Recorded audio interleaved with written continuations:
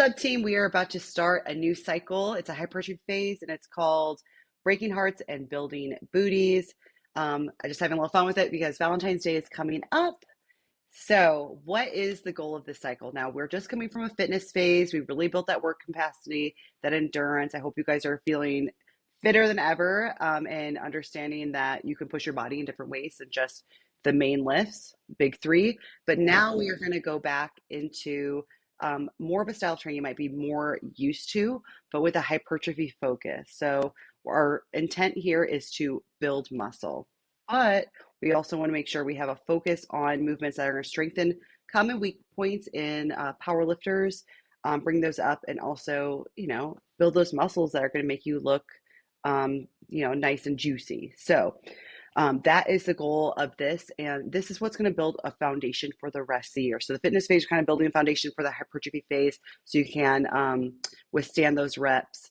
And then after this, we'll go into a strength phase. And since you have built more muscle, also taking a break from really heavy lifts, you are going to definitely reap the rewards once we do the strength cycle. So that's kind of how you get stronger. We got to build muscle, then you got to train a little bit heavier, build muscle, train a little bit heavier. So that's what we're doing now. So if you have any aesthetic goals right now is a really good time to obviously go for those. Hopefully you'll be seeing a transformation in your body. Now, a big thing with this cycle is variation. I do choose variations that are going to, again, like I said, bring up weak points, and also might be better for hypertrophy per se. So you don't have to do the variation. So if you wanted to do a regular back squat, regular bench, a regular deadlift, you can.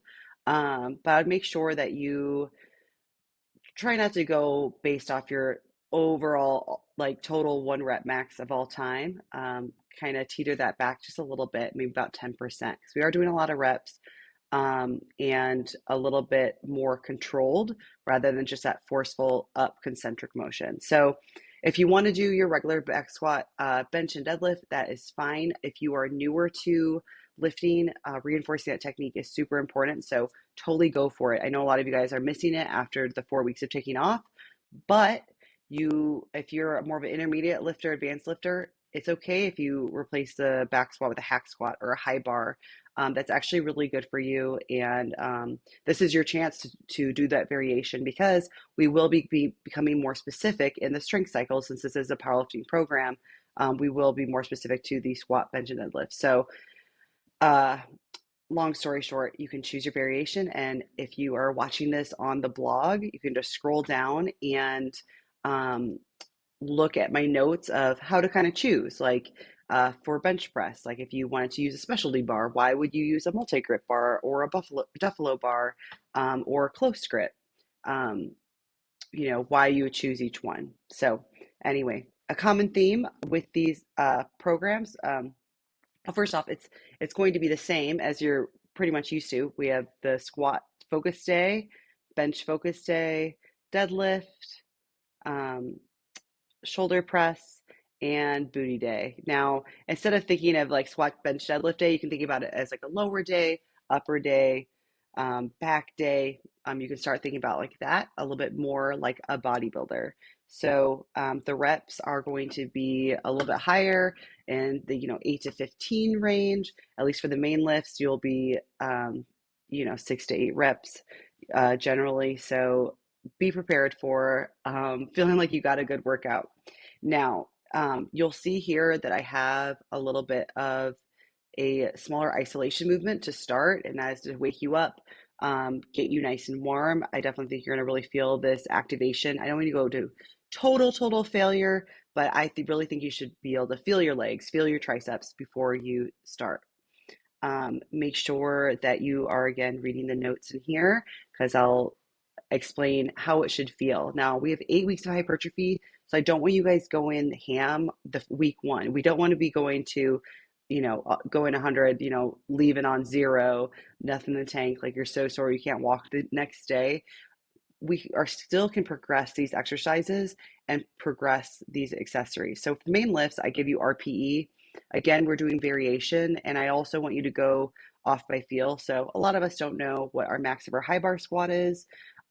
So go by feel. And this is a really good time to learn RP. And don't worry if it feels kind of easy the first week. The second week it'll feel a little bit harder, and by like the third, fourth week, you'll be like, wow, I'm really working. I'm glad I didn't go overboard the first week. So small little wins each week um, is the game here. We don't really need to be so attached to percentages. Um, Make sure you read all these notes. I know it's a lot and it can be overwhelming, but um, it's important to read over them once, know what the intent of the exercise is because we are trying to grow muscle. So time under tension and full range of motion is very important. So make sure the first week it's really, really good form. You have all full range of motion. Like if you're doing a row, they're not sloppy. They're really get a nice stretch, a nice squeeze. And from there, then you progress in weight within the weight range or with reps. So this first week, I give you kind of straight reps, then I'll give you a rep range each week, and you can either go up in weight or increase your reps. And it's just going to be a very like chipping away, slow and steady build. If you go up, finally can go up 5 pounds in your dumbbell presses, good.